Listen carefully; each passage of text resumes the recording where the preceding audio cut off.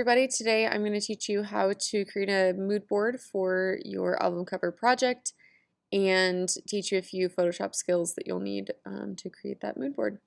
So the first thing that we need to do is create a new blank canvas in Photoshop. If you have the 2022 version, you'll see this blue button right here that says New File. If you have 2021, you'll see a button down here, I believe it says Create. Click on that and you will probably just see this one option right here, the default Photoshop size. It's a 5 by 7 inch canvas. Go ahead and choose that one and click Create here at the bottom. This will create a new blank canvas for you to use. And let's go ahead and save as so that you can just update your changes as you work. So to save as, go to File, Save As. You may get this pop-up, not very many of you will, but a couple might. If you do, choose on your computer. It'll pull up a second pop-up and you'll want to select right about here, don't show again, and then on your computer again. Now you want to go to your Photoshop folder, and that should be in your sidebar. If it's not, open up your Finder, put it in your sidebar. And then we need to create a new folder for this new project. So click on New Folder, type the date, today's date, and the word album cover.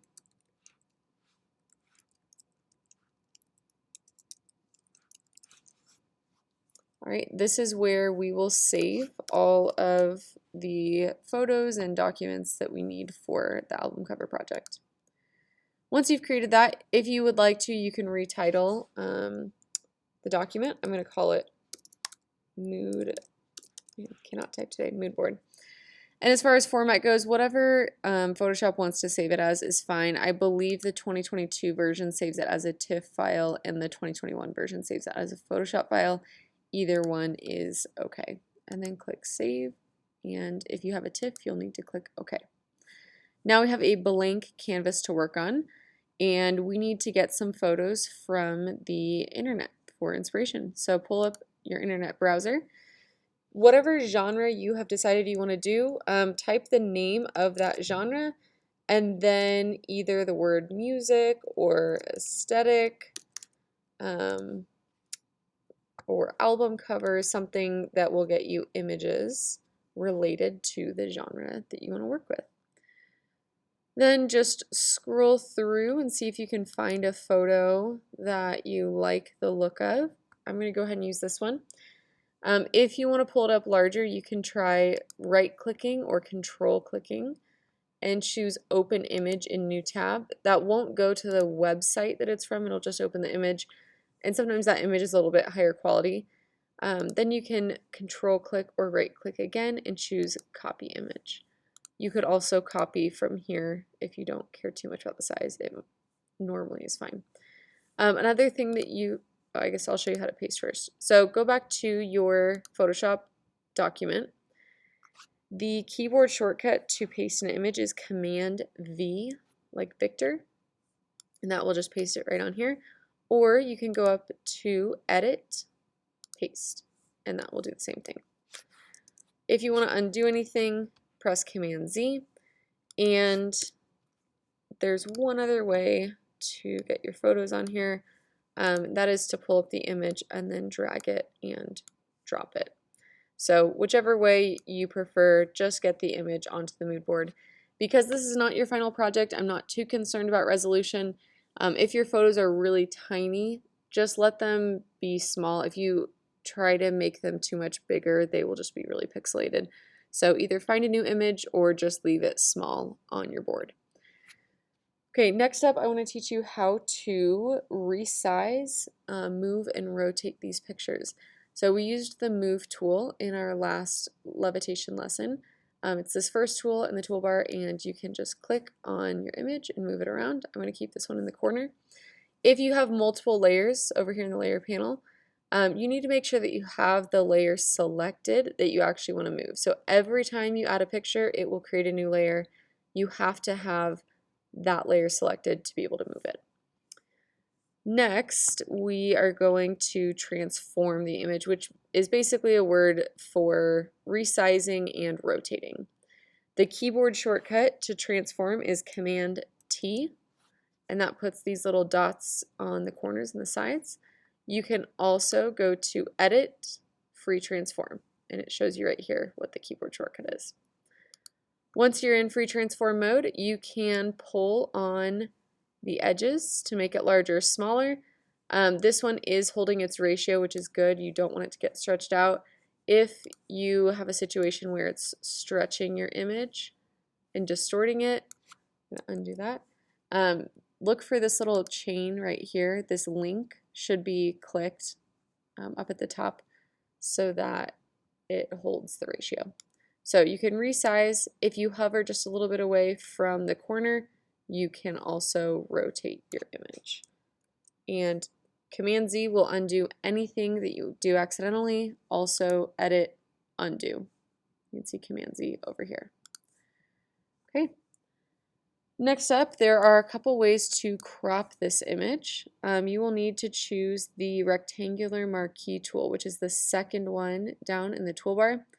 There is also a crop tool right here, but this will crop the entire board rather than just the picture that you're trying to crop on it. So don't use that crop tool, just use the marquee tool. With the marquee tool, let's say that I wanted to just crop one side. I can click and drag. It will create a dotted line in the shape of a rectangle.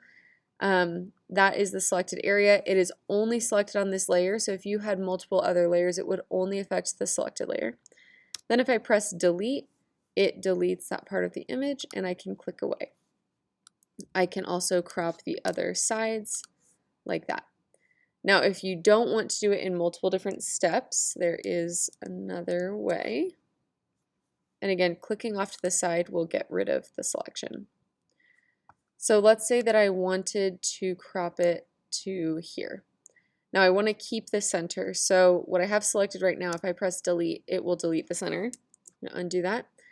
I need to tell it to select the inverse, which means everything except what is selected right now. There are two ways to do that. One, you can go to the select menu.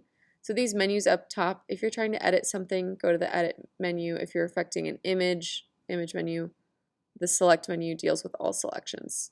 It's pretty self-explanatory. So if we go to select inverse or use the keyboard shortcut Shift Command I, you can see that adds a dotted line to the outside. It is now selecting all of this area on layer 1. So everything but the center here is now selected.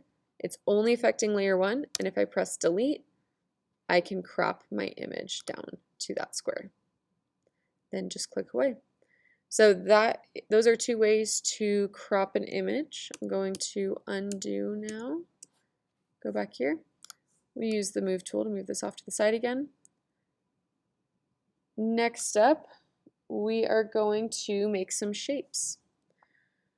So down lower on your toolbar, you should see a rectangle tool. This is the area where you would find all the shape tools. So if you see this little arrow in the corner of the tool, that means that there are other options. If you click and hold on that tool, you will see that you could do a rectangle, ellipse, triangle, polygon, line, or a custom shape. I'm going to stick with rectangle. My cursor has turned into crosshairs, so if I click, it will try to make a rectangle. It'll ask me the width and height that I want, and it will make just a small rectangle. I'm going to delete that. I prefer to choose the size, so if you click and drag, you can choose the size and shape of your rectangle. So either way is fine, but just know that if you click with this tool, it is going to make more rectangles. Okay. Now my rectangle doesn't have any color currently, but we are going to change that. Once you've made the rectangle, go up to this toolbar at the top, and you want to make sure that you shouldn't change this. It should already be on shape, but if you're having issues, make sure this is on shape. Fill refers to the color inside the shape. Right now I have no color, which is what the slash mark means. If you open up that menu, it automatically detects other colors that are on the document. You can choose from colors here, or the best way to do it is to click on this rainbow looking thing in the corner. That will pull up the color picker. Now you can choose any color that exists from here. Or if you, while this is pulled up, if you hover just outside of it, you see how the cursor turns into an eyedropper? You can hover over your photo and choose an exact color from your photo. So I'm going to choose this color, purple. All right, so now my rectangle is the exact color of this area right here, but it has a white border.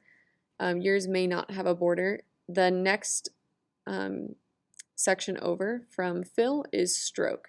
That refers to the border around your shape. If you do not want a border or an outline, just choose this first one. If you do want an outline, you can choose that color the same way that you did the last one with the color picker. I'm going to just remove the outline for now. Okay, going back to the fill section, so that's how you do a solid color. If you want a gradient, the gradient option is right here. So click on that. It will automatically turn it into a black and white gradient, but we can adjust that here. So I'm going to make this a little bit bigger. If you want to choose from pre-made gradients, you can look in these folders and choose a gradient that you like, or you can choose custom colors from a photo. So if you double, I guess I'll back up. There are these little boxes. This shows your gradient, and these show the two colors on the opposite ends, and then they blend in between. If you double click on this, it will open the color picker, and you can choose the color that you want. So I'll go with that purple again, and then double click on the white one, and click around until I find a color combination that I like. I'm going to go with that one. Now you have a custom gradient. If you click anywhere like in the center, that will create a third color. I would recommend just sticking to 2 colors because, undo that, it just gets a little bit complicated when you add more. And I just undid that, so let me redo it one more time. So I would recommend sticking to 2 colors, otherwise the gradient just gets a little overwhelming and sometimes colors don't blend well together. Alright, so now we have a gradient. The last thing I want to show you with the shapes is how to duplicate them. So I'm going to go back to the move tool so that it doesn't try to make another shape. Rather, I want to duplicate the shape that I already have. So one way you can do that, if you go to your layers panel, my rectangle 1 layer is the rectangle. So I can drag it and drop it on the plus sign, and that will duplicate the layer. You won't see any difference because they're stacked on top of each other. So you will need to move this off. If you copy and paste it, I believe it puts it on the same layer, which doesn't allow you to change the colors separately. And the other option is to hold on the Option key. You can see my cursor changes when I hold on the Option key, and then click and drag your shape, and that will duplicate it as well. These are all in separate layers. If you copy and paste, it should put it on the same layer, and then they would all be colored the same way. Okay, so those are shapes. Next up, we are going to deal with font. So find the text tool or the type tool in the toolbar. It is an uppercase T right over here towards the bottom. You can double check which type of tool you're using by clicking and holding on this button.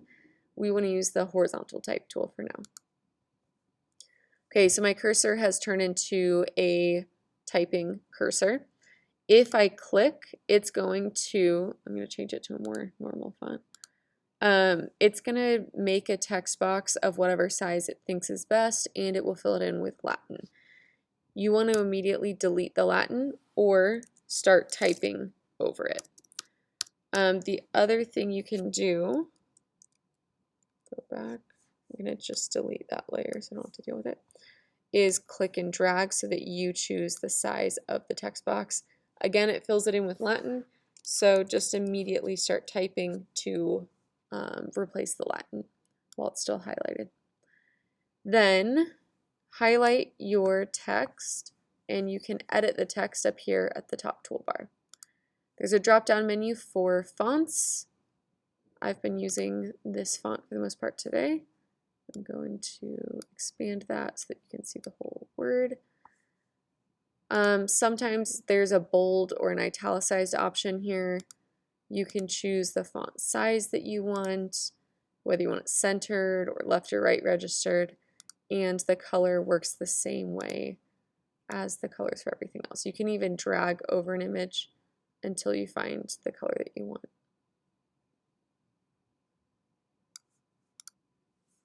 Okay, then up here at the top, if you are done editing that font, if you don't want to save the changes, you could click the cancel button or click the check mark, and that just takes it out of the editing mode.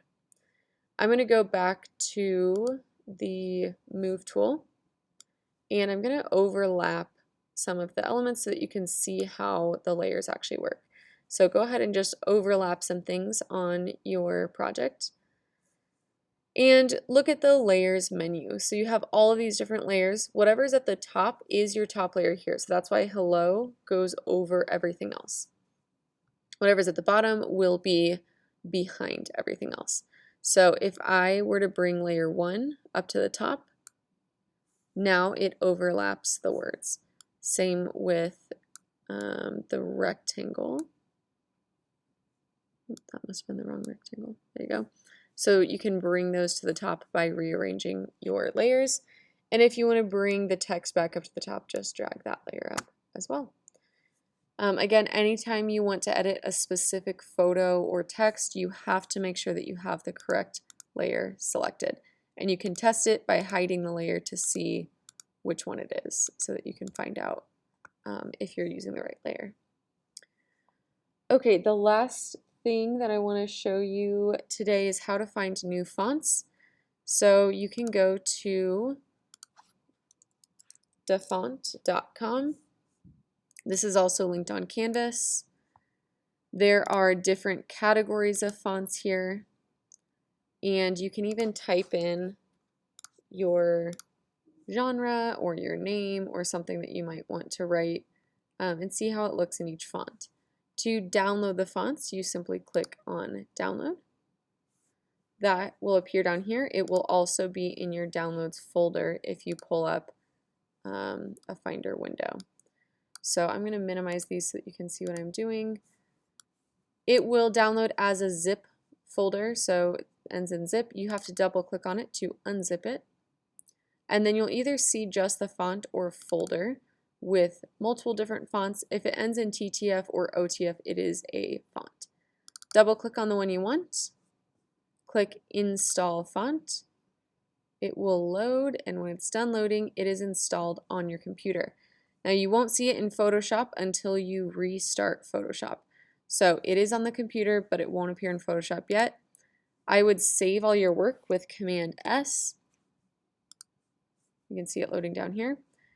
Download any fonts that you want all at once, install them on the computer, and then restart Photoshop by completely closing out and quitting it and then opening it back up, and then you will see your fonts listed up at the top when you use the type tool. I believe that is it for today. Oh, I guess the last thing you would do when you're completely done, File, save a copy, change the format to JPEG. Save it and turn it on Canvas. That is it. Please look over the requirements for this assignment and ask your neighbor if you need help with anything while I'm not there. All right, good luck everybody.